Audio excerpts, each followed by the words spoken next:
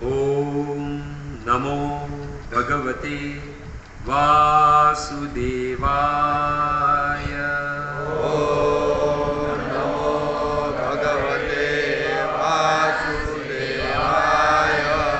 ॐ नमो भगवते वासुदेवाय। ॐ नमो भगवते वासुदेवाय। ॐ नमो भगवते वासुदेवाय। ॐ नमो भगवते वासुदेवाय। नारायणं नमस्कृत्यं नारायणं नमस्कृत्यं नरं चैव नरोत्तमं नरं चैव नरोत्तमं देवीं सरस्वतीं व्यासं देवी सरस्वती व्यासं ततो जयमुदीरये। ततो जयमुदीरये। नष्टप्रायेषु अभद्रेषु नष्टप्रायेषु भद्रेषु नित्यं भागवत सेवया। नित्यं भागवत सेवया। भगवती उत्तम श्लोके भगवते उत्तम श्लोके भक्तिर्भवतीर्नेष्टकी। भक्तिर्भवतीर्नेष्टकी। ज्ञानतिमिरानन्दस्य ज्ञानाञ्जनशलाकया चक्षुरुन्मीलितं येन तस्मै श्रीगुरुवे नमः। श्रीचैतन्यमनोभीष्टं स्थापितं येन भूतले स्वयं रूप कदा मह्यं ददाति शब्दान्तिकं। नमोऽहं विष्णुपादाय कृष्णप्रेष्ठाय भूतले श्रीमते भक्तिवेदान्त स्वामिनिति नामिने। नमस्ते सारस्वते देवे गौरवाणी प्रचारिणे निर्विशेष शून्यवादी पाश्चात्यदेशतारिणे। हे कृष्ण करुणा सिंधु दीनबंधु जगत्पते गोपेश गोपिकाकांत राधाकांत नमोस्तुते। तप्त कांचन गौरांगी श्रीराधे वृंदावनेश्वरी वृषभानुसुते देवी प्रणमामि हरिप्रिये। वाञ्छाकल्पतरुभ्यश्च कृपा सिन्धुभ्येव च पतितानां पावनेभ्यो वैष्णवेभ्यो नमो नमः। जय श्री कृष्ण चैतन्य प्रभु नित्यानंद श्री अद्वैत गदाधर शिवासादि श्री गौर भक्तवृंद। हरे कृष्णा कृष्णा कृष्णा हरे हरे हरे राम राम राम हरे हरे। हरे कृष्णा कृष्णा कृष्णा हरे हरे हरे राम राम राम हरे हरे। हरे कृष्णा कृष्णा कृष्णा हरे हरे हरे राम राम राम हरे हरे।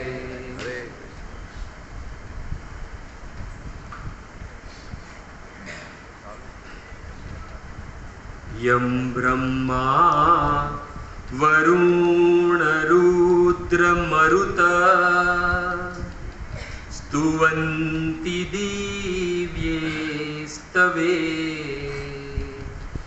वेदे साङ्गपदक्रमोपनिषदे गायन्ति यं सामगा।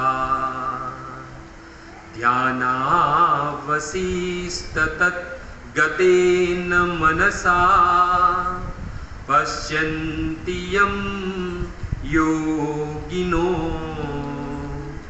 यस्यान्तं न विदुसुरासुरगणा। देवाय तस्मै नमः देवाय तस्मै नमः। मखेश्वरी क्रियेश्वरी स्वधेश्वरी सुरेश्वरी त्रिवेद भारतीश्वरी प्रमाण शासनेश्वरी रमेश्वरी क्षमेश्वरी प्रमोदकाननेश्वरी ब्रजेश्वरी ब्रजादिपे शिरादिके नमोस्तुते शिरादिके नमोस्तुते आराध्यो भगवान ब्रजेश तनय तदधाम वृंदावनम रम्या कांचितुपासना ब्रजवधो वर्णेनया कल्पिता श्रीमद्भागवतं प्रमाणममलम् प्रेमापुमर्तो महान् श्रीचैतन्य महाप्रभु मतीदं तत्रादरो न पर तत्रादरो न पर। जय जय राधा रमण जय जय नवल किशोर जय गोपी चित चोर प्रभु जय जय माखन चोर जय जय माखन चोर। श्री कृष्णचंद्र भगवान की श्री रामचंद्र भगवान की जगत गुरु शील प्रभुपाद की। तो उपस्थित सभी भक्तों का हार्दिक स्वागत है। ये प्रति मंगलवार को ये बापा सीताराम मडुली में आप सब लोग यहाँ पर एकत्रित होते हैं भगवान की कथा सुनने के लिए। तो आए हुए सभी भक्तों का तथा इस्कॉन के वरिष्ठ भक्त हैं उन सबका हार्दिक स्वागत है और आप सभी भक्तों के चरणों में आपके इस दास का प्रणाम। हरे कृष्ण हरे कृष्ण। तो परम सौभाग्य है मेरा कि श्री राधा गिरधारी के निकट में और आप सब भक्तों के समक्ष कुछ भगवान के बारे में बोलने के लिए मेरी वाणी जो है वो लग रही है। तो यदि कोई त्रुटि रह जाए तो आपका पुत्र आपका सेवक और आपका दास समझकर क्षमा कर देना। देखा जाए तो इस संसार में ये जो हम लोग कथा सुनने बैठे हैं ये सत्संग बड़े ही भाग्य से मिलता है। भाग्यो देहेन बहु जन्मे समर्जितेन सत्संगच्च लभेत पुरुषो यदा वे। पूर्व जन्म के बहुत सारे पुण्य जब एकत्रित होते हैं तब जाकर हमें ये सत्संग मिलता है। तो बड़ी दुर्लभ वस्तु है, बड़ी ही सहजता से आज हमें प्राप्त हो रही है। वो श्री प्रभुपाद की कृपा है। नहीं तो पहले तो ये भगवान की कथा सुनने के लिए हमें वन में जाना पड़ता था, ऋषियों के पास जाना पड़ता था। राज रजवाड़े नौकर चाकर सब कुछ त्याग करके हमें भगवान की कथा प्राप्त होती थी। परंतु श्री प्रभुपाद की कृपा है जिनके कारण ये दुर्लभ वस्तु बड़ी सहजता से हमें आज प्राप्त हो रही है। जब परीक्षित महाराज को 7 दिन में मोक्ष मिल गया तो ये बात जब ब्रह्मा जी ने सुनी तो ब्रह्मा जी को विश्वास नहीं हुआ। ब्रह्मा जी कहते असंभव राज्य परीक्षितो मोक्षम द्वात्वा। ये परीक्षित को 7 दिवस में मोक्ष मिल गया, असंभव है, मानने के लिए नहीं, आश्चर्य की बात है कि 7 दिन में भगवान की कथा सुनी और भगवत धाम प्राप्त हो गया। ये ब्रह्मा जी को भी आश्चर्य हुआ था। और हम सब जानते हैं जब देवता अमृत का घड़ा लेकर आए उस कथा में, तब सुखदेव जी कहते हैं कि क्व कथा क्व सुधा लोके कव काचक क्व मणि महान। ये जो भागवत कथा है वो मणि के तुल्य है, और ये आपका जो अमृत है वो तो कांच के टुकड़े के समान है। देखो ये जो जो जो कथा है वो देवताओं को भी दुर्लभ है। हम ज्यादातर देखते हैं कि हम पहले जब इस्कॉन में नहीं आए थे तो हम ज्यादातर हमारे कोई घर में कोई मृत्यु हो जाती, प्रीस्ट की किसी की मृत्यु हो जाती तो हम आगे क्या लिखते थे? हाँ, स्वर्गवासी। ओ ये तो इस्कॉन में आए फिर हम लोग गोलोकवासी लिखने लगे। पहले तो स्वर्गवासी ही लिखते थे। हमें ऐसा लगता था स्वर्ग ही सब कुछ है, इसके ऊपर कुछ नहीं है ना। स्वर्ग मिल गया, सब कुछ मिल गया ऐसा था। परंतु जब इस्कॉन में आए, भगवत गीता पढ़ी, तब पता चला कि स्वर्ग के ऊपर भी कुछ है। तो ये देवताओं के लिए भी ये भगवान की कथा है वो बड़ी दुर्लभ है। श्रीमद् भगवती वार्ता सुराणाम अपि दुर्लभा, ये देवताओं के लिए भी दुर्लभ है। तो सोचो स्वर्ग अगर मिल जाए तो ये कथा नहीं है, वहां पर देवताओं को बड़ा दुख है। आप ये मत समझो कि देवताओं को स्वर्ग मिल गया, हमें भी स्वर्ग मिल जाएगा तो बहुत सुखी हो जाएंगे। ये देवताओं को भी दुखी है, ये भागवत में वर्णन आता है। पहले तो देवताओं का पहला दुख क्या है? न यत्र नारायण पाद पंकज, वहां पर भगवान के चरण का स्मरण ही नहीं हो सकता है। क्यों? क्योंकि स्मृति प्रमुष्ट अतिशय इंद्रिय उत्सवात, क्योंकि इतनी भोग है। भगवान भगवत गीता में कहते हैं ना, त्वेतम भोक्ता स्वर्ग विशाल लोकम, वो बहुत बड़ा विशाल है और वहां पर जो है वो भोगी भोग है।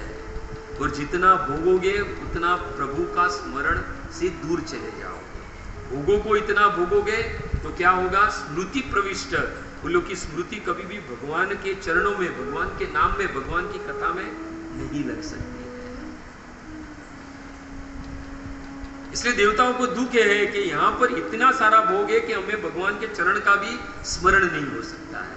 दूसरा शोक क्या है उनको? न यत्र वैकुंठ कथा सुधा पगा, देवता कहते हैं कि यहां पर भगवान की विशुद्ध रूपी कथा रूपी गंगा जो है वो स्वर्ग में प्रवाहित नहीं होती है। हम तो बड़े भाव से लिखते थे कि हम भी मर जाए, हमारे आगे स्वर्गवासी लिखाना। और जब ये सब कुछ सुना, जागा, सब जाना, तब पता चला स्वर्ग में नहीं जाना है।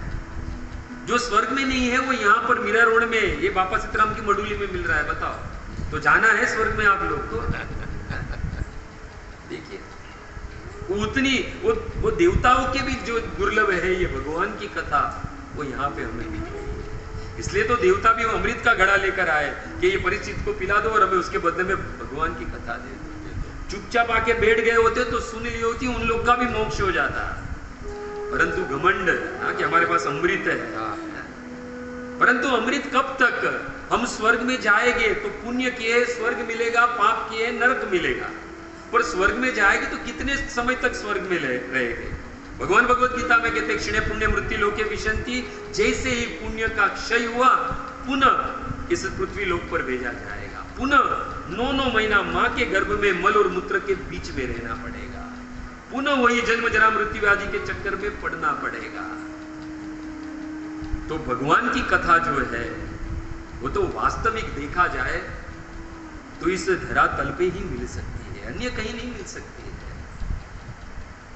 कुछ लोग क्या समझते हैं कि हमारे घर में सुंदर पत्नी, सुंदर बच्चे हो गए, धन संपत्ति, हम बड़े सौभाग्यवान हैं, हम बड़े भाग्यवान हैं। परंतु तुलसीदास जी कहते हैं ये सब चीज तो पापी के घर भी होती है, कोई बड़ी बात नहीं है।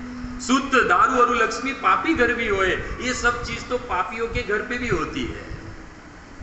तो वास्तविक क्या है? तो तुलसीदास जी कहते, गोस्वामी तुलसीदास जी, संत समागम हरि कथा तुलसी दुर्लभ दोई। संतों का मिलना, वैष्णवों का दर्शन होना और भगवान की कथा इस संसार में सबसे दुर्लभ वस्तु है। और ये भगवान की कथा आखिर कराती क्या? हमारे हृदय में जो सुषुप्त अवस्था में जो भगवान कृष्ण का प्रेम है उसे पुनः जागृत करती है। और जब ये भगवान की कथा जब हमारे कर्णों के द्वारा हमारे हृदय में जाती है तो हृदय में रहे हुए काम, क्रोध, लोभ, मोह, मद, मात्सर्य रूपी जो मेल है वो कैसे साफ होते हैं? तो सुध गोस्वामी 88,000 ऋषियों को कहते हैं, सुनताम स्वकथा कृष्ण पुण्य श्रवण कीर्तनम हृदयंतस्तो ही बद्राणी विदुनोति सहत सताम।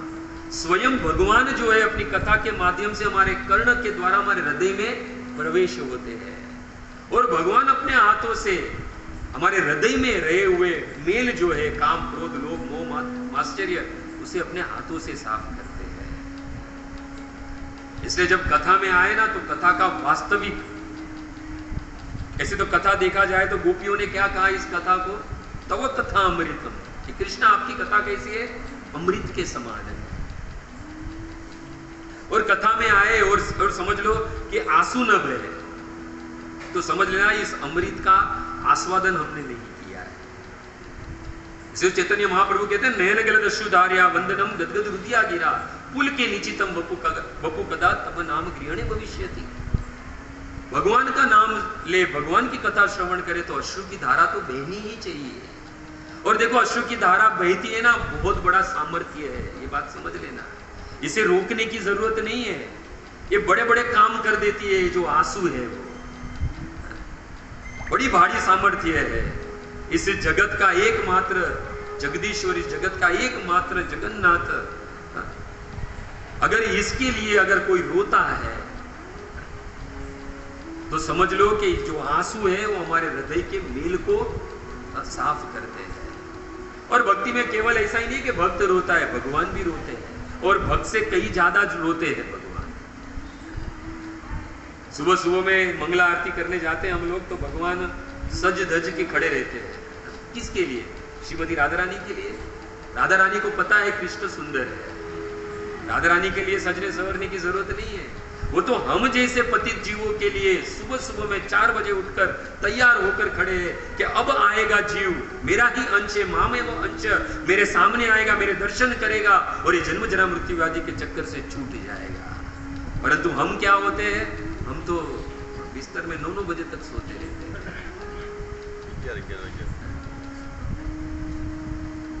इसलिए भक्त तो भक्ति में रोता है, पर कई गुना ज्यादा भगवान रोते हैं। रामायण प्रमाण है, खग हे मृग हे मृदुकर श्रेणी, तुम देखी सीता मृग नहीं। और दंडकारण्य वन में भगवान भटक रहे थे अपनी भक्त सीता के विरह में, आंसू बहा रहे थे। पशु पक्षी सबको पूछ रहे थे, झरने को पूछ रहे थे, पत्थर को पूछ रहे थे कि तुमने कहीं मेरी सीता को देखी है, सीता को देखा है। भगवान रोते अपने भक्त के लिए। और क्या कहूं, द्वारिका में 16,108 रानियां कृष्ण की, एक आवाज करे तो एक साथ में 16,108 पानी के गिलास आ जाए। 56 भोग सोने की थाली में रोज परोसे जाते थे, फिर भी कृष्ण के आंख में से आंसू की धारा बहती थी। क्यों? क्योंकि 56 भोग में नहीं, उसे तो कृष्ण को तो उस नंद और यशोदा के घर का मक्खन वो याद आता था। वो 56 भोग में इंटरेस्ट नहीं है कृष्ण को। इसलिए भगवान जो है वो रात दिन अपने भक्तों के विरह में रोते हैं, गोपियों के लिए, श्रीमती राधा रानी के लिए रोते हैं। प्रमाण क्या है? तो नीलाचल क्षेत्र में, पुरुषोत्तम क्षेत्र में जो जगन्नाथ जी है वो साक्षात प्रमाण है, उस विरह की मूर्ति है। इसलिए हम जितना रोते उससे ज्यादा जो है वो भगवान रोते हैं। इसलिए जगत के लिए रोओगे ना तो दुख होगा, परंतु जगत के नाथ के लिए रोओगे तो सुख होगा। ऐसे देखा जाए तो कोई रोए तो कोई पसंद नहीं है किसी को।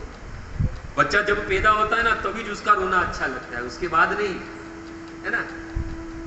तो बाद में 9-9 महीना तक कहीं जाते नहीं है माता जी, जब प्रसव होता है उसके बाद फिर बाद में कभी कोई पिक्चर देखने जाते हैं तो बच्चे को लेकर जाते हैं, छोटा बच्चा होता है तो पिक्चर के पहले से लेके इंटरवल तक पिता देखता है और माँ बच्चे को लेके बाहर कर देती है। फिर क्या होता है, इंटरवल के बाद माँ अंदर देखती है और पिता जो है बच्चे को लेके बाहर खड़ा रहता है। जन्म लेते हैं तब रोना सबको अच्छा लगता है, परंतु जन्म के बाद कोई रोता है किसी को अच्छा नहीं लगता है। और हम लोग रोते किसके लिए? इस भौतिक वस्तुओं के लिए।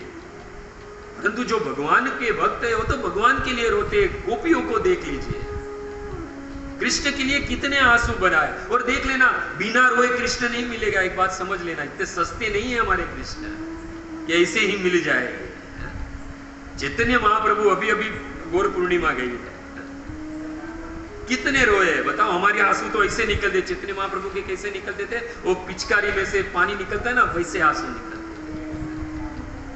जब तक रोओगे नहीं तब तक कृष्ण की प्राप्ति नहीं होगी। परंतु कृष्ण के लिए रोओगे तो वो सुख है। वापिस तो अगर किसी को रोता हुआ देखेगा तो आदमी क्या सोचेगा, इसको संसार में, इसके जीवन में बड़ा दुख है, इसके लिए रो रहा है। पर कृष्ण के लिए रोती थी गोपियां। तो सुखदेव जी को कहना पड़ा है, परीक्षित रुरुदु सुस्वरम, राजन ये गोपियों का रोना सुर में था। रुरुदु सुस्वरम, वो सुर में रो रही थी। क्यों? क्योंकि कृष्ण दर्शन लालसा, क्योंकि उनके जीवन में कृष्ण के दर्शन की लालसा थी, कृष्ण की लालसा थी। गंगा में जाओगे, स्नान करोगे तो अवश्य हमारे पाप है वो नष्ट हो जाएगा, इसमें रत्ती भर का भी संशय नहीं है।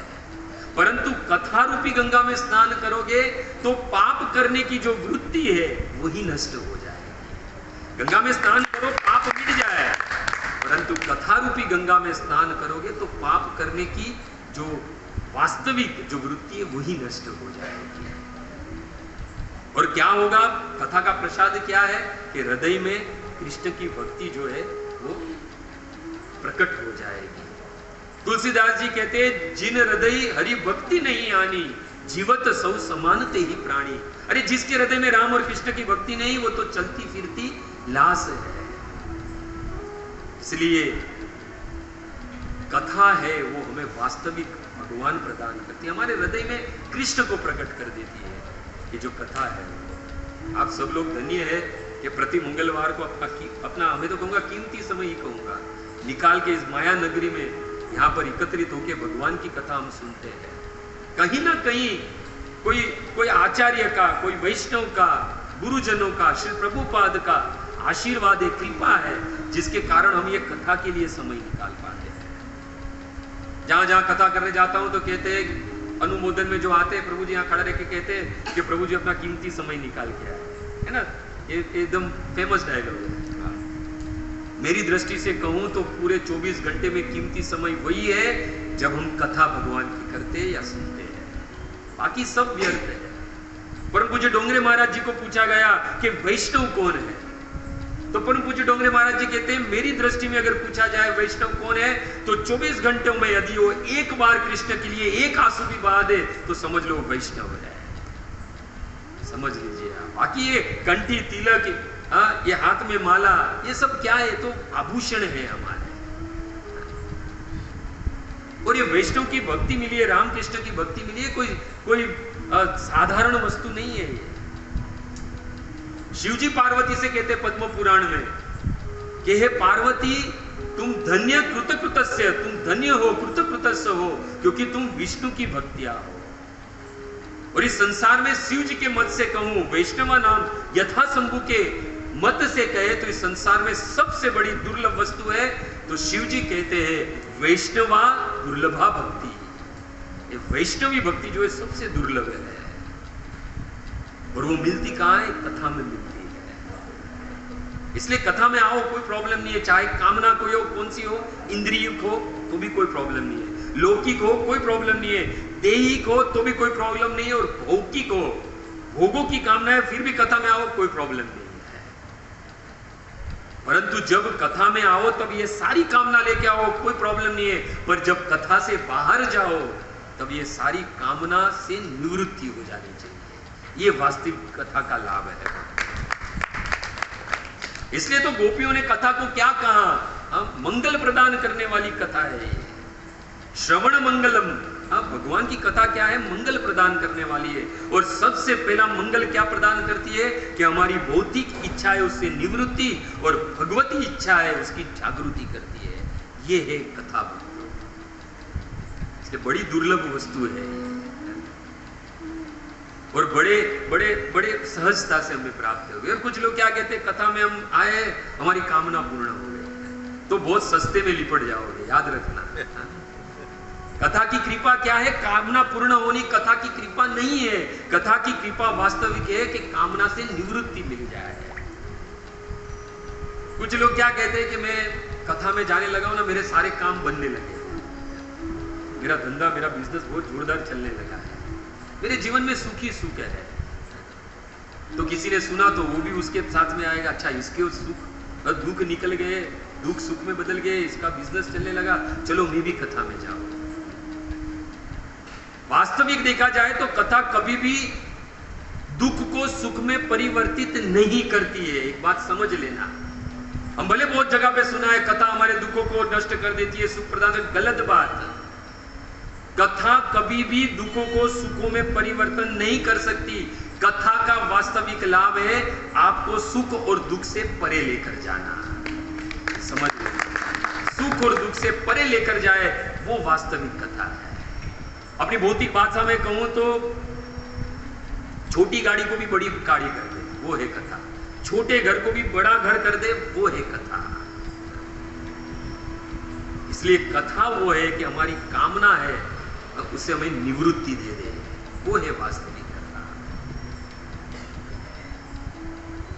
आप देखो ध्रुव महाराज को देख लीजिए, ध्रुव महाराज ने तपस्या की, 6 महीने में भगवान को प्रकट कर दिया। और तपस्या किसके लिए की थी? स्थानाभिलाषी तपसो स्थितो अहम्। सबसे बड़ा स्थान की कामना थी उनको, भौतिक कामना थी उनकी।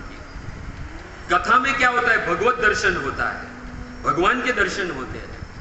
ध्रुव महाराज 5 साल का बालक घर से निकला था, रास्ते में नारद मुनि मिले। नारद मुनि ने कहा क्या प्रॉब्लम है? तो कहा मेरे बाप ने मुझे अपनी गोद से नीचे फेंक दिया, अभी मुझे बड़ा राज्य चाहिए। नारद मुनि ने कहा देखो तुम्हारा पिता जो उत्तानपाद है मेरा चेला है, मैं कहूंगा तुम्हें राज्य मिल जाएगा। धन्य है वो 5 साल का बालक भक्त। तो कहा ध्रुव ने कि अब मुझे मेरे पिता उत्तानपाद का भी राज्य नहीं चाहिए, उनके पिता मनु का भी नहीं, उनके पिता ब्रह्मा का भी राज्य नहीं चाहिए। अभी तो मुझे उससे भी बड़ा राज्य चाहिए। और कैसा राज्य चाहिए? त्वाम प्राप्तवान देव मुनि इंद्र गुह्यम। जो देवता मुनि इंद्र के लिए भी जो गुह्यम, जो दुर्लभ है, उससे बड़ा राज्य चाहिए मुझे। और ओम नमो भगवते वासुदेवाय मंत्र मिला, 6 महीने में भगवान को प्रकट कर दिया। उस मधुवन में भगवान प्रकट हुए और भगवान ने कहा मांगो ध्रुव तुम्हें क्या चाहिए। तब ध्रुव ने क्या कहा? जब भगवान को देखा तो सारी भौतिक कामनाएं वो नष्ट हो गई। भगवत दर्शन, कथा दर्शन का फल ही है कि हमारी वास्तविक भौतिक कामनाएं वो नष्ट हो जाए। कितनी बड़ी तपस्या थी, स्थानाभिलाषी तपसो स्थितो में इतने बड़े स्थान के लिए तपस्या की थी, पर भगवत दर्शन हुए तो वो कामना है वो नष्ट हो गई। और भगवान ने कहा मांगो क्या चाहिए? तो ध्रुव ने कहा स्वामी कृतार्थ अस्मि, यदि है प्रभु आप मुझ पर सच में ही प्रसन्न हो तो वरम न याचे, अब मुझे कोई वर नहीं चाहिए। भगवान ने कहा कुछ तो मांगो। तब ध्रुव महाराज कहते हैं कि यो अंत प्रवेश, आप मेरे अंतकरण हृदय में प्रवेश करो, कि वास्तविक जो बची कुची कामना है वो भी खत्म हो जाए। प्रहलाद महाराज को भी नरसिंह भगवान पूछते मांगो क्या चाहिए, जब थम पाड़ के प्रकट हुए तो प्रहलाद ने भी क्या कहा? मुझे कुछ नहीं चाहिए। वास्तविक भगवत दर्शन, कथा का दर्शन ही है कि हम भौतिक कामनाओं से मुक्ति मिल जाए हमें। और कथा क्या है? कथा थोड़ी देर के लिए वैराग्य अवश्य देती है। आप यहाँ पर बैठे हो तो थोड़ी देर के लिए हमें वैराग्य तो हो ही जाएगा। हम श्मशान में जाते हैं ना, तो श्मशान में जाते हैं तो थोड़ी देर हमें क्या लगता है, जो माहौल देखते हैं तब कि ये सारा संसार सिर्फ एक माया ही है। ये आज मर गया कल मेरी बारी है, कर ऐसे ही सब लोग मुझे उठाकर इस चिता में जला डालेंगे। एकदम वैराग्य उत्पन्न हो जाता है। पर जैसे ही वो श्मशान से बाहर जाएंगे और फोन आएगा ऑफिस से या फैक्ट्री से, तो कहेगी इसका माल डिलीवरी कर दे फटाफट और पेमेंट लेकर आना। तो जब तक वो श्मशान में थे तब तक वो स्थान का प्रभाव था। तो हम कथा में, कथा थोड़ी देर के लिए वैराग्य अवश्य दे देगी, क्योंकि कथा के स्थान का और कथा का भी प्रभाव होता है। परंतु वास्तविक कथा जो है वो वैराग्य प्रदान करती है, पर वो वैराग्य कोई सस्ता नहीं है कि इसे ही मिल जाएगा। वैराग्य के लिए 2 वस्तु बहुत जरूरी है। सबसे पहली है वैराग्य के लिए कि संसार का अनुभव होना, और दूसरा परमात्मा की अनुभूति होना। अभी संसार का अनुभव यानी एक दृष्टांत से हम जाने तो गौतम सिद्धार्थ जब वो पहली बार अपने सारथी को लेकर नगर के लिए निकले तो सबसे पहले एक वृद्ध आदमी को देखा। तो उसने अपने सारथी से पूछा ये कौन है? तो वृद्ध आदमी। थोड़ी देर आगे गया तो पता चला कोई शव जा रहा था, तो पूछा ये कौन है? तो ये शव है, मर गया है। तो उन्होंने कहा क्या तुम भी मर जाओगे एक दिन? सारथी को पूछा तो हाँ मैं भी मरूंगा, आप भी मरोगे। कि वो वृद्ध था वो, तो कि वो वृद्ध मैं भी एक बार एक दिन हो जाऊंगा, आप भी हो जाओगे। तुरंत ही वो गौतम सिद्धार्थ जो है वो तुरंत ही अपने रथ से नीचे उतरे और दौड़ने लगे। और कहां जा रहे उसने सारथी ने पूछा, तो कहा ये जानने जा रहा हूं कि आखिर मैंने जन्म क्यों लिया और मैं पैदा क्यों हुआ। जब संसार की जब अनुभव हो गया संसार का, तो वही गौतम सिद्धार्थ गौतम बुद्ध बन गए, क्योंकि संसार की क्या हो गई, संसार का अनुभव हो गया। और दूसरी है परमात्मा की अनुभूति, यानी ईश्वर की अनुभूति। और इसका प्रत्यक्ष प्रमाण ज्यादा दूर जाने की जरूरत नहीं है। हमारी मारवाड़ की मीराबाई, परमात्मा की अनुभूति हो गई तो राज रजवाड़े छोड़कर वन की ओर चली गई। मेरो तो गिरधर गोपाल दूसरो ना कोई। तो वैराग्य के लिए दो वस्तु बहुत जरूरी है, एक है संसार का अनुभव और दूसरा परमात्मा की अनुभूति, बहुत जरूरी है। और वास्तविक देखा जाए तो कथा का प्रसाद ही है वैराग्य। जीवन में वैराग्य लाती है कथा, भगवान की ओर लेकर जाती है और भौतिक आसक्तियों से दूर लेकर जाती है। वास्तविक कथा का प्रसाद वैराग्य है। कथा का प्रसाद खिचड़ी नहीं है, कथा का प्रसाद पाव भाजी होती है कभी कभी हमारे गिरधारी में, वो भी नहीं है। अभी रस की सीजन है तो रस पूरी भी कथा का प्रसाद नहीं है। कुछ लोग तो क्या कथा सुनने के लिए आते हैं, तो कथा में जाए उसके पहले तो किचन में राउंड मार के आते हैं, आज आखिर क्या है खाने में। और अभी तो कथा की पूर्णा होती भी नहीं हुई होती और भागकर लाइन में खड़े रह जाता है कि शायद मुझे कुछ मिलेगा नहीं। देख के आया था 5 आइटम है, शायद मेरा नंबर आए तो 3 ही रह जाए। तो वास्तविक कथा का प्रसाद है वैराग्य। और मेरे चैतन्य महाप्रभु की दृष्टि से कहूं और हमारे कृष्णदास कविराज गोस्वामी की दृष्टि से कहूं तो कहते हैं वैराग्य कृत्य सदा नाम संकीर्तन। शाक पत्र फल मूले उदर भरण, जो कुछ भी मिल जाए उससे उसका उदर भर जाए। हम लोग सुबह सुबह में मंगला आरती में गाते हैं गुरुवाष्टकम में, कौन सा श्लोक है वो? चतुर्थ विदासी भगवत प्रसादो स्वादन्न तृप्तान हरिभक्त संगात कृतेव एव तृप्तिम सजे तृप्तिम भजत सदैव वंदे गुरु श्री चरणारविंदम। गाते बड़े भाव से, पर उसका मतलब तो समझो। अरे दूसरों को प्रसाद लेते हुए देखे अपना पेट भर जाए, वो वास्तविक भगवान का भक्त है। यहां तो खुद की बाकी ना टन आने का, तो बोला रहेगा 4 पूरी देना तो 2-2 ही देगा, शायद मेरे भाग में नहीं आएगी तो, है ना। ये भाव है हमारे। देखो ऐसा नहीं हम सब में, क्योंकि हम सब लोग अभी प्रोसेस में है, हम सब लोग भजन भक्ति कर रहे हैं, कोई सिद्ध नहीं हो चुका है यहाँ। आप हो, मैं हूं, शायद आपसे तो मैं पतित हूं। यही हमें कथा सिखाती है कि किस प्रकार हमारे जीवन में वैराग्य आना चाहिए। तो सबसे पहले कथा क्या देती है? वैराग्य देती है। दूसरी कथा देती है श्रद्धा, विश्वास। कथा में क्या देती है? श्रद्धा देती है, विश्वास देती है। अवश्य रक्षिबे कृष्ण, अवश्य भगवान है वो मुझे मेरी रक्षा करेंगे। भागवत के 7वें स्कंद में प्रहलाद महाराज की कथा आती है। प्रहलाद का वास्तविक अगर अर्थ देखा जाए तो है श्रद्धा, विश्वास। प्रहलाद का मीनिंग ही वो है। प्रहलाद शब्द का स्पष्ट अर्थ है विश्वास, श्रद्धा। नारद मुनि राष्ट्रीय यज्ञ में कहते हैं युधिष्ठिर उस खंबे में भगवान नहीं थे, वो खंबे में भगवान नहीं थे। व्याप्तिम च भूतेषु अत्र तत्र सर्वत्र, सब जगह पर व्याप्त रहने वाले भगवान। अखिलेषु च आत्मन सर्वस्य च अहम, हृदय सन्विष्टो, सबके हृदय में रहने वाले भगवान उस वक्त स्तंभे सभायाम, उस सभा में जो स्तंभ था उसको फाड़कर न मृगम न मानुषम, कैसे रूप में प्रकट हुए? ना वो पशु थे ना वो मनुष्य थे, वो स्तंभ फाड़कर प्रकट हुए। नारद मुनि युधिष्ठिर महाराज से कहते हैं वो भगवान उस खंबे में थे ही नहीं। परंतु प्रहलाद की श्रद्धा देखकर, प्रहलाद के वचन थे सत्यम विधातु निज भृत्य भाषितम, अपने भक्त अपने भृत्य के वचनों को सत्य करने के लिए भगवान जो है वो स्तंभ फाड़ कर निकल गए, प्रकट हुए। श्रद्धा बहुत जरूरी है भक्ति में। इसे तो रूप गोस्वामी कहते हैं ना, आदो श्रद्धा तत साधु संग अथ भजन किया, सब बाद में आती है। अनर्थ निवृत्ति, रुचि, निष्ठा, भाव और प्रेम अभ्युदति, सबसे लास्ट है वो प्रेम है। कुछ लोग कहते हैं मुझे कृष्ण से बड़ा प्रेम है। सस्ता नहीं है कृष्ण का प्रेम, उसके लिए गोपी बनना पड़ेगा, गोपी भाव प्रकट करना होगा। इससे तो चैतन्य महाप्रभु आए, जो अन्य अवतारों में नहीं हुआ, ये अवतार में करके दिखाया। पात्रता कुपात्र कुछ भी नहीं देखा, पापी तापी, काला गोरा, उच्च नीच का, उच्च कुल का, नीच कुल का कुछ भी नहीं देखा। सबको कृष्ण की भक्ति प्रदान की। वो रस उन्नत उज्ज्वल जो रस था वो सबको प्रदान किया। यानी वो रस क्या है? गोपी भाव, गोपियों को जो सुख मिलता है वो रस। इसलिए क्या है कि पात्रता तो दी, पर पात्रता टिकाने के लिए पात्र भी दिया, और पात्र क्या दिया? वो गोपी भाव। और गोपी भाव सस्ता नहीं है कि लुई बाजार में जाके 250 रुपए का लहंगा और चुन्नी पहन ले और गोपी हो जाए। अरे जन्म जन्म बीत जाए वो गोपी भाव प्रकट करने में।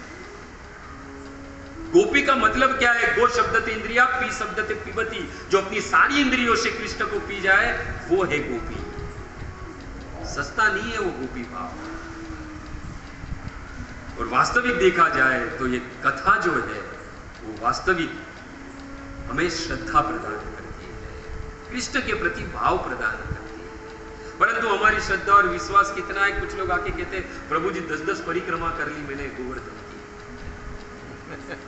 पता नहीं कितनी एकादशी रख ली, 10-10 साल से माला फेर रहा हूं, कितने भोग भगवान को चढ़ा चुका, फिर भी मेरे जीवन में दुख बहुत है। तो क्या ये सब कुछ दुख दूर करने के लिए कर रहे थे? गलत है। भजन भक्ति मैंने कहा ना कि दुख दूर करने के लिए है ही नहीं। आप देख लो जिन जिन्हें भी भक्ति की है, कृष्ण की, राम की, जीवन में सबसे ज्यादा दुख उनके आए हैं। इसलिए माला पकड़ने से पहले 10 बार नहीं 100 बार सोचना, जीवन में दुख आएगा ही। इसलिए तो जब मां कुंता से मांगा गया मांगो क्या चाहिए, तो मां कुंता ने क्या मांगा? विपद संस्तुता शश्व तत्र तत्र जगत गुरु भवतो दर्शन यत सात पुनर्भव दर्शन। ये कृष्ण मेरे जीवन में बार बार विपदा है, मुझे दुख दो। और हम है कि दुख दूर करने के लिए मंदिर में जाते हैं, और साक्षात भगवान खड़े हैं, प्रसन्न हो गए उनकी स्तुति सुनकर, कहा मांगो, हाँ तुम्हें क्या चाहिए? मुझे नहीं पता था, कृष्ण ने कहा कि आप मुझे इतना प्रेम करती हो। तब भागवत की ये महिला जो है, भगवान की जो भक्ति है, वो कहती है विपद संस्तुता है कृष्ण, बार बार हमारे जीवन में दुख दो। क्योंकि जब जब दुख भक्त के जीवन में आता है, आप नंगे पैर दौड़े चले आते हो और आप उस भक्त को दर्शन देते हो, और आपके दर्शन कैसे? अब पुनर्भवम वा, ये बार बार जन्म जरा मृत्यु आदि के चक्कर से छुटकारा देने वाले हैं। इसलिए आप हमें दर्शन दो, आप दुख दो। इसलिए जीवन में दुख सुख कभी भी मत मांगो। वास्तविक जो है कृष्ण से मांगना क्या है, भागवत सिखाता है। याद कीजिए वित्रासुर, भागवत का 6ठा स्कंद, भगवान सामने प्रकट हो गए, मांगो वित्रासुर तुम्हें क्या चाहिए। 4 श्लोकों में भगवान की स्तुति की। सुखदेव गोस्वामी ने उसे चतुर्श्लोकी भागवत कह दिया। भगवान सामने खड़े, मांगो तुम्हें क्या चाहिए। वित्रासुर ने क्या मांगा? न नागपृष्ठम न च पारमेष्टियम न सार्वभौमम न रसाधिपत्यम न योग सिद्धि पुनर्भवम वा। हे कृष्ण मुझे कुछ नहीं चाहिए, ना मुझे उस ध्रुव लोक चाहिए, ना स्वर्ग लोक, ना ब्रह्म लोक, ना इस रसाधिपत्यम, ना उस बलि का राज्य, ना इस सारे पृथ्वी का राज्य चाहिए, ना ही योग सिद्धि, कुछ नहीं चाहिए। ये है वास्तविक भगवान से क्या मांगना चाहिए। हम तो जाते ही भगवान के सामने लंबी लिस्ट लेके खड़े रह जाते हैं, समझ जाते हैं भगवान क्या आ गया है भिखारी, मांगने के लिए ही आया है। और हमारे भगवान है ना, इस समग्र सृष्टि के एकमात्र राजा, राजाधिराज है। और याद रखना भक्तों के महलों में भिखारियों को प्रवेश नहीं है। इसलिए जाते हो कृष्ण के दर्शन करने तो कृष्ण के होके जाइए। कृष्ण से मांगना ही है तो कृष्ण को मांग लीजिए, कृष्ण से कुछ और अन्य मांगने की जरूरत ही नहीं पड़ेगी। और क्या मांगोगे कृष्ण से? धन संपत्ति, रूप मेरा अच्छा हो जाए, मुझे कभी जरा ना आए, बहुत कुछ सब लोग मांगते हैं। मां कुंता कहती है जन्म ऐश्वर्य श्रुति श्री एद मान मधुकुमान। ये कृष्ण ये सब तो हमारे जीवन में अहंकार पैदा करवाएगा। अभी राधा गिरधारी प्रभु का अभी प्रवचन चालू था, वो नारद जी का ये प्रसंग चल रहा था। कामदेव पर विजय प्राप्त कर लिया और क्रोध भी नहीं आया तो क्या हो गया, अहंकार हो गया। देखो भक्ति में अहंकार आ जाता है।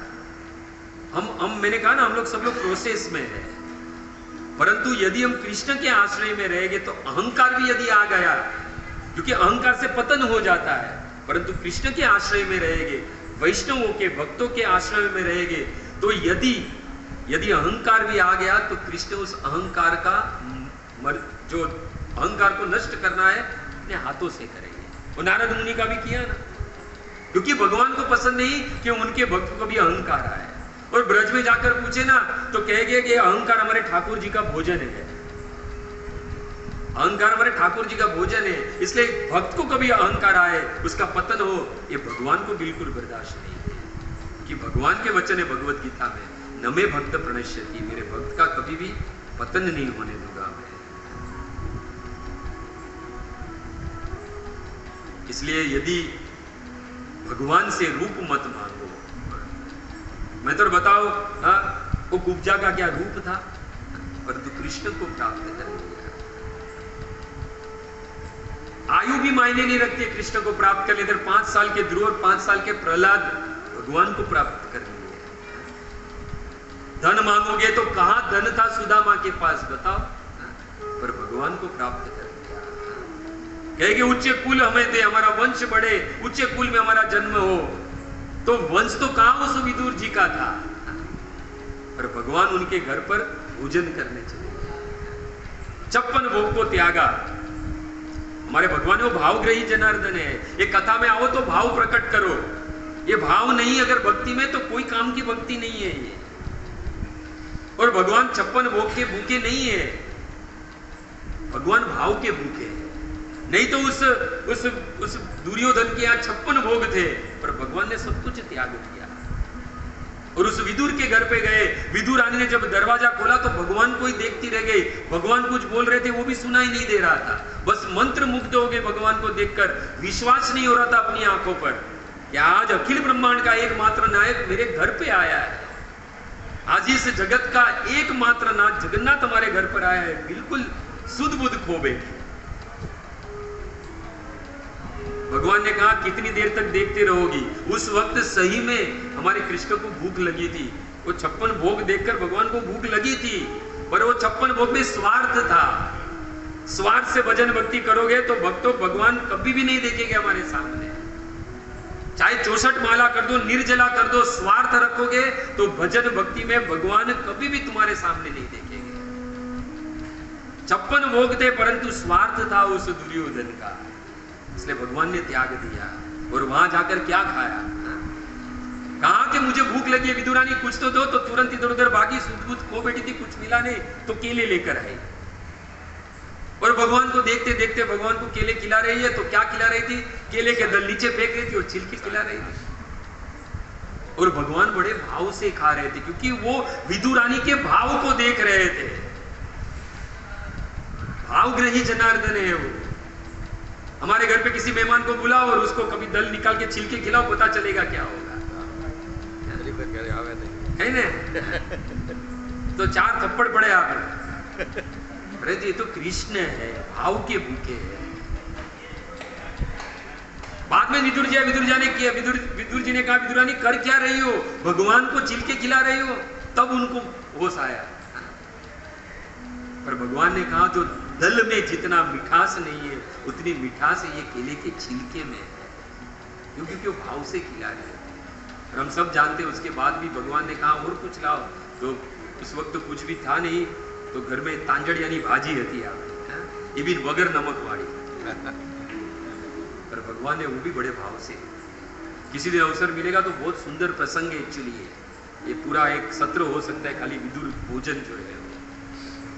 कहने का मतलब है कि भगवान जो है वो अपने भक्तों का भाव देखते हैं। आयु हो, रूप हो, उच्च कुल हो, धन हो, संपत्ति, ये सब कुछ नहीं देखते हैं। श्रीपाद रूप गोस्वामी कहते हैं भक्त्या तृष्यन्ति केवलम न च गुणे भक्ति प्रियो माधवा। इतने कोई गुण भगवान को संतुष्ट नहीं, तुष्ट नहीं कर सकता। केवल भक्ति जो है उसके ही द्वारा कृष्ण को वश में किया जा सकता है। नेतर बताओ, ये कृष्ण को कोई बांध सकता है? वही दुर्योधन बांधने गया था, बांध पाया? भगवान ने कहा अंत वंत तू खोते, ना मेरा आदि है ना अंत, तू मुझे बांधेगा कैसे? परंतु वही कृष्ण मां यशोदा की एक छड़ी देखकर बंध गए। इसलिए तो कहा ना, प्रबल प्रेम के पाले पड़कर प्रभु को नियम बदलते देखा, अपना मान टले टल जाए पर भक्त का मान न टलते देखा। ये है हमारे भक्त भगवान जो है। इसलिए भगवान के पास जाओ, कथा में आओ तो कामना लेके मत आओ। अगर लेकर भी आते हो तो जाने के वक्त उस कामना से मुक्त हो जाओ। जब रामचरितमानस तुलसीदास जी ने लिखा, भगवान राम स्वयं प्रकट हो गए। भगवान ने कहा कि मांगो, हे मेरे पुत्र, मैं तुम्हारे से बड़ा प्रसन्न हूं, मांगो क्या चाहिए। तब तुलसीदास जी हमें सिखाते हैं क्या मांगना चाहिए। जो हम मांगते हैं ना, वो पहले रिजेक्ट कर दिया उन्होंने। चहुना सुगति सुमति चंपति कचो, रिद्धि सिद्धि विपुल बढ़ाई। हे भगवान, मुझे ये कुछ भी नहीं चाहिए। चहुना सुगति, मुझे गति मोक्ष भी नहीं चाहिए। सुमति, अच्छी मति भी नहीं चाहिए। संपत्ति कचो, धन संपत्ति भी नहीं चाहिए। रिद्धि सिद्धि, वो भी नहीं चाहिए। विपुल बढ़ाई, मेरा नाम हो, वो भी मुझे नहीं चाहिए। तो भगवान ने देखा अभी बाकी क्या रह गया है, तो कहा कुछ तो मांगो तुम्हें। तो तब तुलसीदास जी ने कहा, यदि आप सही में मुझ पर प्रसन्न हो तो हेतु रहित अनुराग राम पद, हे प्रभु, आपके चरणों में हेतु रहित अकारण स्वार्थ बिना, न धनम न जन्म न सुंदरी, कविताम वाम जगदीश कामिये, मम जन्मनि जन्मनि ईश्वरे, कौताद भक्ति अहित्यु की त्वयि। ऐसा अहेतु भक्ति, हेतु रहित है, वो आपके चरण में अनुराग उत्पन्न हो। भगवान तथास्तु कहने गए तो कहा रुको रुको, अभी मांगना बाकी है, अभी मांगना बाकी है। कहा हेतु रहित अनुराग राम पदे, प्रभु आपके चरणों में हेतु रहित काम अनुराग उत्पन्न हो। परंतु कैसा? बड़े अनुदिन अदुकाई। जैसे दिन बढ़ता है वैसे प्रतिदिन वो अनुराग है वो बढ़ता है, कम ना हो। એટલે તો આપણા જૂનાગઢના નરસિંહ મહેતા કહે ને, આપણે તો સવારમાં ઉઠીએ તો આપણે સૌથી પહેલા શું જોઈએ? તારો મોબાઈલ ભૂલી ગયો છું ગાડીમાં, મોબાઈલ સૌથી પહેલા આપણે આપણો મોબાઈલ જોઈએ। એમાં भी શું જોઈએ? WhatsApp, Facebook, Instagram. सुबह सुबह होते और तो कुछ नहीं, अभी तो वही सब लोग देखते हैं। परंतु अपना जूनागढ़ना नरसिंह मेहता शू कहे? आंख मारी उगड़े त्या सीताराम देखूं, आंख मारी उगड़े त्या सीताराम देखूं, धन्य जीवन कृपाए सुध भगति वदे मारी पूर्णिमा जेवी, सौ संतो आशीष सदा देजो देवी। आप बताओ नरसिंह मेहता भक्तों प्रमाण है, कल का इतिहास, एक नहीं, दो नहीं, 3 बार नहीं, भगवान को पुकारा तो प्रत्यक्ष भगवान कितनी बार आए? 52 टाइम्स। कितनी बार? 52 बार भगवान जो है वो नरसिंह के पुकार पर अपना धाम छोड़कर आए, प्रत्यक्ष रूप से। कौन कहते हैं कि भगवान आते नहीं? तुम मीरा की तरह बुलाते नहीं। हम बुलाते नहीं है भगवान को, बाकी कृष्ण नहीं आए, ऐसा हो नहीं सकता है। एक बार पुकार के तो देखो। हम तो आजू बाजू वाले को पुकारते हैं, पर एक बार कृष्ण को पुकारो, वो तो तैयार है। वो द्रौपदी ने पुकारा तो तुरंत भगवान के 8 अंग फड़कने लगे। उसके पहले द्रौपदी कहां गई थी? अपने 5 पतियों के पास गई थी। અને એના 5 પતિ એના આપણા જેવા નતા, એ 5 પતિ હતા, બધી રીતે પૂર્ણ હતા। परंतु फिर भी वो 5 पति काम में नहीं आए। फिर किसके पास गई? भीष्म, द्रोणाचार्य, कृपाचार्य, किसी ने काम नहीं आया। राजा के पास, धृतराष्ट्र के पास गई, वहां पर भी काम नहीं आया। और वो 10,000 हाथियों का बल रखने वाला वो दुशासन, उस वक्त द्रौपदी एक वस्त्र थी, हाँ, और रजस्वला थी, और उसका बाल पकड़ के उस सभा के बीच में लाए और नग्न करने की कोशिश की गई। और द्रौपदी ने किसको पुकारा? भगवान को पुकारा। देखो भगवान ऐसे नहीं आते, द्रौपदी भगवान को पुकारे थी, भगवान आए नहीं, क्योंकि अभी भी एक चोर जो है वो द्रौपदी ने अपने हाथों से पकड़ के रखा था, साड़ी का। भगवान ने देखा पुकार तो मुझे रही है, पर अभी भी इसको अपनी शक्ति पे भरोसा है, इसलिए तो अभी भी साड़ी का एक चोर पकड़ के रखा है, भगवान नहीं आए। परंतु जब छोड़ दिया और हे कृष्ण करके दोनों भुजा उठाकर जब कृष्ण को पुकारा कि अब कृष्ण मैं पूर्ण रूप से तुम्हारे शरणागत हूं, चाहे ये संसार मुझे अभी नग्न कर दे, अगर लाज जाएगी तो तेरी जाएगी, और भगवान दौड़ते हुए आए।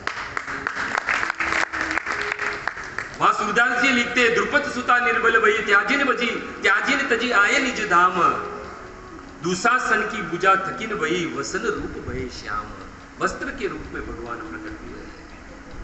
जब द्रौपदी ने पुकारा तब भगवान वहां पर भोजन कर रहे थे। रुक्मणी जी भोजन परोस रही थी, सत्यभामा, कालिंदी ये सब चामर डुला रही थी। द्रौपदी ने पुकारा, भगवान के आंटों अंग फड़कने लगे। भगवान खाते खाते भोजन करते करते खड़े हो गए। सारी रानियां ने कहा कि क्या हुआ, कहां मेरा भक्त मुझे पुकार रहा है। पर हमें कोई हमारा मित्र बुलाए और हम भोजन करें तो क्या कहते हैं? 10 मिनट खड़ा रहे, बाद में आता हूं, चाहे कोई भी हो। भगवान खड़े हो गए, भगवान भागने लगे। वहां द्रौपदी पुकार रही थी, भगवान रुक नहीं पा रहे थे, भगवान दौड़े चले आए थे। रास्ते में गरुड़ जी मिले। गरुड़ जी ने कहा, हम सब जानते हैं गरुड़ मन की गति से चलते। गरुड़ जी ने कहा, प्रभु कहां जाना है? मुझे मेरे पीठ पर बैठ जाए, मैं अभी आपको पहुंचा दूं। भगवान गरुड़ पे सवार हुए, पर उस वक्त भगवान को गरुड़ की गति भी धीमी लग रही। भगवान गरुड़ पे से कूद गए, भगवान दौड़ने लगे, और भगवान समझ गए कि अब मैं द्रौपदी की रक्षा नहीं कर पाऊंगा, समय पर नहीं पहुंच पाऊंगा। भगवान ने अपने वस्त्र उत्तरीय को आदेश दिया। इसलिए सूरदास जी कहते हैं, वसन रूप भये श्याम। भगवान वस्त्र के रूप में उस द्रौपदी की रक्षा की। और पता है द्रौपदी ने कौन सा श्लोक गाया था? मेरे पीछे पीछे दोहराना। शंख चक्र गदा पाणी,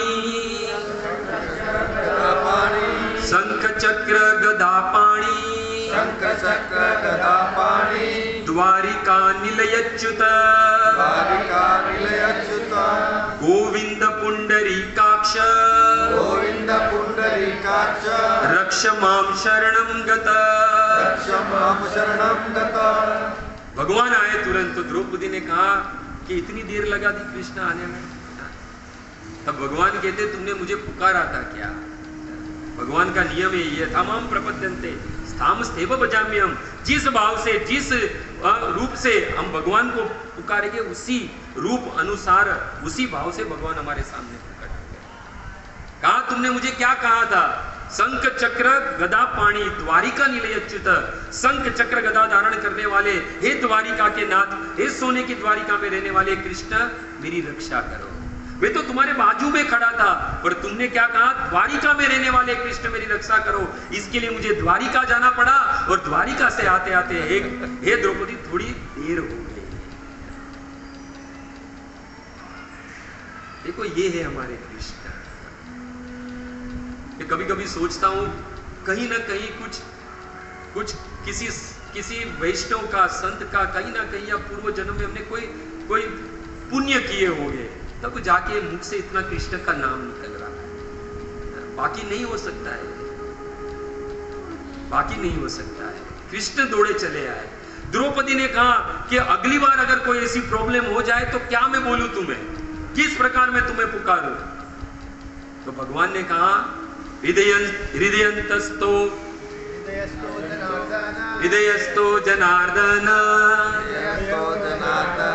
हृदयस्थो जनार्दन, सबके हृदय में रहने वाले, सर्वस्य च हम हृदय सन्विष्टो, सबके हृदय में रहने वाले भगवान को पुकारो। भगवान यहाँ कहाँ नहीं, हमारे हृदय में ही है, बस पुकारने भर की देरी है। तो गजेंद्र पुकारा, भगवान दौड़े चले आए। पुकारो, बस पुकारने भर की देरी है। और हम सब जानते हैं बाद में जब उनको वनवास मिला था पांडवों को, और वो दुर्वासा मुनि आए और वो अक्षय पात्र धो चुके थे और 10,000 अपने शिष्य के साथ में थे। तब उस वक्त ये जो कृष्ण ने कहा था, क्या पुकारना है? हृदयंतस्तो जनार्दन। कुछ नहीं सोचा, तुरंत ही हृदय पर हाथ रखकर द्रौपदी ने कहा हृदयंतस्तो जनार्दन। तुरंत ही भगवान ने पीछे से टपली मारी और कहा बोल क्या काम है। भगवान तुरंत प्रकट होते हैं, बस बुलाने भर की देरी है। श्रद्धा बहुत जरूरी है, श्रद्धा नहीं होगी तो भगवान नहीं प्रकट हो सकते। प्रहलाद की श्रद्धा देखी तो स्तंभ फाड़कर प्रकट हुए, वही श्रद्धा जब सबरी की हुई तो भगवान राम ने वन में उनको दर्शन दिए। वास्तविक देखा जाए तो सबरी कहती है प्रभु श्री राम से, हे राम तुम जानते हो मैं तुम्हारी कब से प्रतीक्षा कर रही हूं। भगवान राम कहते कब से? तो जब से तुम्हारा जन्म भी नहीं हुआ है मैं तुम्हारी प्रतीक्षा कर रही हूं। और ये तो एक भिलनी है, ये तो रावण जैसे कुंभकर्ण जैसे असुरों को मारने के लिए आप वन से निकले और रास्ते में इस भिलिनी की कुटिया आ गई और आपने इसे दर्शन दे दिए। बाकी आप कोई मुझे दर्शन देने नहीं आए। ये बात सुनते ही मेरे राम के आंखों में से अश्रु की धारा बहने लगी। ये माँ ये राम ने यदि वनवास स्वीकारा है तो एक और एक मात्र अपने भक्तों को दर्शन देने के लिए। बाकी भ्रिकुटी विलास सृष्टि नहीं हुई, मैं अपने धाम में बैठे बैठे अपनी भोग को टेढ़ू करूं तो प्रलय आ जाए। और रावण जैसे असुरों को मारने के लिए तो लक्ष्मण काफी है। लक्ष्मण अपने बाएं पैर से हाथ से नहीं, बाएं पैर से यदि बाण चलाए तो ऐसे सैकड़ों रावणों को मार दे। रावण को मारने के लिए राम नहीं आया है, राम ने वनवास लिया है तो एक और एक मात्र भक्तों को दर्शन देने के लिए। इसलिए तो हमारे कृष्णदास कविराज गोस्वामी भी कहते हैं ना, बहुत सारे कारण है भगवान के इस धरातल पर आने के। गीता में देखा जाए तो यदा यदा ही धर्मस्य ग्लानिर्भवति भारत अभ्युत्थानम् अधर्मस्य तदात्मानं सृजाम्यहम् परित्राणाय साधूनां विनाशाय च दुष्कृतां धर्म संस्थापनार्थाय संभवामि युगे युगे। रामायण में देखा जाए तो क्या है, जब जब हुई धर्म की हानि, असुर अधम बड़ी अभिमानी, तब तब प्रभु धरी विविध शरीरा। ये सब गुण कारण है भगवान के। मुख्य कारण क्या है तो कृष्णदास कविराज गोस्वामी कहते हैं भगवान के इस धरातल पे आने के कारण क्या है? भक्त गणे सुख दीते प्रभु अवतार। भक्त गणे सुख दीते प्रभु अवतार। भक्तों को सुख देने के कारण ही भगवान जो इस धरातल पर प्रकट होते हैं, अपने निज धाम को छोड़कर इस धरातल पर प्रकट होकर नर लीला करते हैं भक्तों। इसलिए श्री राम को सबरी की कुटिया तक लेकर आए भगवान को, तो वो थी श्रद्धा भक्तों। श्रद्धा से तो मीरा ने विष पिया और विष पीकर भी मीरा नाची है भक्तों। वही श्रद्धा से 5 साल का ध्रुव ने भगवान को 6 महीने में प्राप्त कर लिया। और वही श्रद्धा से द्रौपदी की लाज बची और वही श्रद्धा से भक्तों हरिदास ठाकुर को 22 बाजारों में पीटा गया, फिर भी मुंह पर मुस्कुराहट थी। खंड खंड हई दे जाय यदि प्राण, तबु आमी बदले ना छाड़े हरि नाम। श्रद्धा है भगवान पे, भगवान की कथा भगवान के नाम पर। और भक्तों वही श्रद्धा हमारे छठ गोस्वामी में से गोपाल भट्ट गोस्वामी की भक्तों, जिनकी श्रद्धा से शालिग्राम जो है वो किस में बदल गए? राधा रमण जी में बदल गए। श्रद्धा बहुत जरूरी है। और ये श्रद्धा कहाँ उत्पन्न होगी? कथा में उत्पन्न होगी। ये बात समझ लेना भक्तों। और कथा हमारे शोक मोह और भय को दूर करती है। यस्याम वे स्वयमाणायाम कृष्ण परम पुरुषे भक्ति उद्बत्यते पुंसा शोक मोह भय अपहा। शोक किस चीज को कहते हैं? कि आसक्ति वस्तु नहीं मिलना। जिस वस्तु में आसक्ति है वो चीज नहीं मिलना, यानी शोक और दुख होता है। मोह क्या है? उस वस्तु में आसक्ति को मोह कहते हैं। और भय क्या है? वो वस्तु मिल गई है परंतु वो खो न जाए वापिस, वो वास्तविक भय है। और इस संसार में सबसे बड़ा भय क्या है? मृत्यु का भय। मृत्यु का सबसे बड़ा भय है। और मृत्यु ही है, ये भगवान की कथा है, इस भय को दूर कर सकती है। वास्तविक मृत्यु से भी हमें, मृत्यु के भय से हमें मुक्त कर सकती है। विषयों में जो आसक्त रहता है उनका विषयों में आसक्त उसके दुख का कारण होता है, और जो कृष्ण की कथा में और कृष्ण में जो आसक्त रहता है उसके जीवन में जो कारण है वो यही है कि वो कृष्ण की कथा में आ सकते हैं, कृष्ण में आ सकते हैं। इसलिए जब मृत्यु तो दोनों की होने वाली है, चाहे विषयों में आसक्त हो या कृष्ण में आसक्त हो, परंतु विषयों में जो आसक्ति रखता है जब उसकी मृत्यु होती है तो वो रोता है, और जो कृष्ण में आसक्ति रखता है और उसकी मृत्यु होती है तो मृत्यु के समय भी वो हंसता है। विषय में आसक्ति वो क्यों रोता है? क्योंकि उसके सामने ये छूटता हुआ संसार, ये छूटती हुई धन, ये छूटती हुई संपत्ति, छूटते हुए पति पत्नी बच्चे बाल बच्चे, ये सब कुछ दिखता है, छूटता हुआ संसार दिखता है, इसलिए रोता है। और कृष्ण में आसक्ति रखने वाला भक्त मरते समय भी हंसता क्यों है? क्योंकि उसे मिलते हुए कृष्ण नजर आते हैं और कृष्ण का धाम नजर आता है। इसलिए जो बिना भजन किए हुए, बिना कथा श्रवण किए हुए, बिना भक्ति किए हुए मरता है, वो बार बार मरने के लिए मरता है। समझ में आ रहा है? वो बार बार मरने के लिए मरता है। कुछ लोग कहते हैं कि आप बहुत भगवत गीता पढ़ते हो, सुनाते हो, उसमें तो भगवान ने कहा है अंत काले च मामे व स्मरण मुक्ता कलेवरम या प्रयाति समदभावम याति न अस्ति अत्र संशय। भगवान कहते हैं कि अंत समय, देह को त्याग करते समय, ये कलेवर को त्याग करते समय यदि कोई मेरा नाम लेगा तो अवश्य मेरे धाम को प्राप्त होगा, उसमें रत्ती भर का भी संशय नहीं है। तो कुछ लोग कहेंगे कि आपके तो हमने आचार्यों को भी देखा है कि बहुत भजन भक्ति की है, बहुत भजन भक्ति की है, परंतु अंत में कोमा में चले गए हैं, तो वो थोड़ी भगवान का स्मरण कर पाए, है ना? प्रश्न उठ सकता है। भौतिक जो नास्तिक लोग हैं, जो भगवान कृष्ण में नहीं मानते, वो लोग ऐसा प्रश्न उठाएंगे। कुछ लोग कहते हैं भगवान ने क्या कहा है? अंत काले च, यानी अंत में भगवान का नाम लेगा भगवान का धाम मिल जाएगा, तो अभी से नाम लेने की क्या जरूरत है, हम अंत में लेंगे। तो कुछ लोग ये भी कहेंगे कि अंत समय यदि आपको समझ लीजिए कि आपको शायद कोमा में चले गए, तो आप तो भगवान का स्मरण नहीं कर पाएंगे। तुलसीकर हलवार भी कहते हैं ना, प्राण प्रयाण समये कफवात पीते कंठावरो धनविदो स्मरणम कृतस्य। अंत समय यदि समझ लो ये कफ वात पित्त यदि हमारे कंठ को अवरोध कर देंगे, हमारी स्मरण शक्ति छीन लेंगे, हम भगवान को याद नहीं कर पाएंगे, तो क्या भगवान का धाम नहीं मिलेगा हमें? तो भगवान जो है वो बराह पुराण में कहते हैं कि कफ वात पित्त आदि दोष मत भक्तो न तु माम स्मरत। ये कफ वात पित्त आदि रोगों के कारण है मेरे भक्त, तुम मुझे याद नहीं करोगे तो अहम स्मरामि मद भक्त ददामि परमाम गति। मैं तुम्हें याद करूंगा और मैं तुम्हें मेरा धाम प्रदान करूंगा। करने की बात नहीं है, भजन भक्ति की है। यदि अंत समय हम भगवान का स्मरण नहीं करेंगे तो भगवान के ही वराह पुराण में वचन है कि मैं मेरे भक्त को याद करूंगा और मैं मेरे भक्त को अपना धाम प्रदान करूंगा। इसलिए जब मृत्यु का समय आए ना, तो अपना गुजराती में एक भजन जी गायने अपने थोड़ा है ना, क्या समय हो चुका है, नहीं यहाँ बोलना बंद नहीं होगा, बहुत कुछ है हमारे पास। सवाરની मंगળ આરતી અહીંયાથી થઈ શકે એટલું બધું છે। जो शुद्ध भक्त होता है उसका आखिर अंत समय क्या भाव होता है? समय मारो साधजे वाला करूं तो काला वाला। समय मारो साधजे वाला करूं तो काला वाला। काला वाला क्या है पता है किसी को?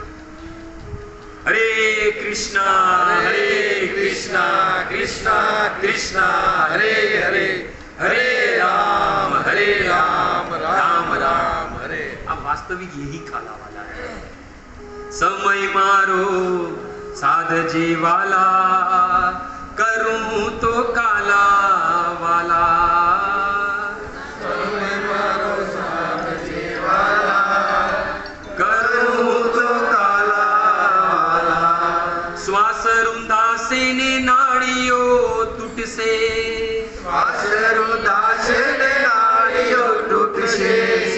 उस वक्त श्वास है वो ले नहीं पाएंगे। नाड़ियां जो है सत संधि, कुलशेखर हलवार कहते हैं कि शरीरम व्याधि मंदिरम, ये शरीर है वो व्याधियों का मंदिर है। और उसमें कितनी संधियां है? सत संधि जर्जरम। जैसे समझ जाएगा ये सारी सैकड़ों जो 100 प्रकार की जो संधि है जोड़े वो धीरे धीरे टूटने लगेगा। इसलिए हमारे कवि लोग गाते हैं, क्या था वो? श्वास रुंधा से ने नाड़ियों टूट से, छूट से जीवन डोर, छूट से जीवन डोर। ये जीवन की डोर है वो छूटती हुई नजर आएगी। और उस वक्त जो भगवान का भक्त है वो क्या मांगेगा? एवे समय मारा अलबेला जी, एवे समय मारा अलबेला जी, एवे समय मारा अलबेला जी, एवे समय मारा अलबेला जी। गरजो बंसी शोर, गरजो बंसी शोर, समय मारो साधजे वाला, करूं तो काला, समय मारो साधजे वाला, करूं तो काला वाला। આ ગાવામાં બહુ સારું લાગે પણ આ નિત્ય ગાવાનું છે અને એનો અર્થ સમજવાનો છે। એ કિસી કી કવિ સાદડી થતી હોય ત્યારે આવા બધા ગીત બહુ ગવાતા હોય અને વચ્ચે બ્રેક પડે એટલે કે જરા ચાય આપજો ને, જરા નાસ્તો આપજો ને। ये नहीं, भाव से गाओ, उसका मतलब समझो। अंत समय कृष्ण आपकी बंसी की धुन है वो हमें सुनाई दी जाए। बस ये भव भवना जो जन्म छे एमांथी में मुक्त थई जाए, आ जन्म जरा मृत्यु आदि के चक्कर से हम छूट जाए। तो वास्तविक जो कथा है हमें यही प्रदान करती है। तो बस यही करबद्ध निवेदन है कि जब कभी भी जहां कहीं पे भी भगवान की कथा हो तो शायद हम किसी की मैरिज हो, शादी हो तो तुरंत जाते हैं। उसमें भी अच्छा खाना आया होगा तो समझ में आता है अच्छा भोजन भी होगा वहां पर, है ना। तो भोजन तो है, पंच महाभूत शरीर है, उसको भोजन की तो जरूरत है। शादी में जाओ, ब्याह में जाओ, भोजन करके आओ, पर कथा में आओ तो वो भोजन इस पंच महाभूत का नहीं है। इस सैकड़ों जन्मों से जो घूम रही जो आत्मा है उसका भोजन जो है वो कथा में मिलता है। और कथा में भगवान का नाम है, भगवान की कथा ही एक आत्मा का वास्तविक भोजन है जिसे आत्मा बड़ी प्रसन्न होती है। तो बस इसी प्रकार प्रति मंगलवार को आप यहाँ पर आइए, अपने जीवन को धन्य कीजिए और जितना हो सके उतना जल्दी मारे रेऊ नथिया भाड़ाना मकान भागो जल्दी खाली कर। तो खूब खूब धन्यवाद आप सभी भक्तों का, बड़ा आनंद हुआ आप सबसे मिलकर। और आप सबके बीच में मेरी वाणी जो है वो भगवत गुणानुवाद में लगी। तो शत शत वंदन आप सभी भक्तों को, क्योंकि आप सब भक्तों के कारण ही कुछ समय यहाँ पर 1.5-2 घंटा जो भी बीता वो भगवत स्मृति में बीता। तो यदि कथा के दौरान कोई त्रुटि रह गई हो, कोई शब्द का प्रयोग उचित समय उचित स्थान पर न हुआ हो तो आपका पुत्र, आपका सेवक, आपका दास समझकर क्षमा कर देना। हरे कृष्णा हरे कृष्णा हरे कृष्णा कृष्णा कृष्णा हरे हरे, हरे राम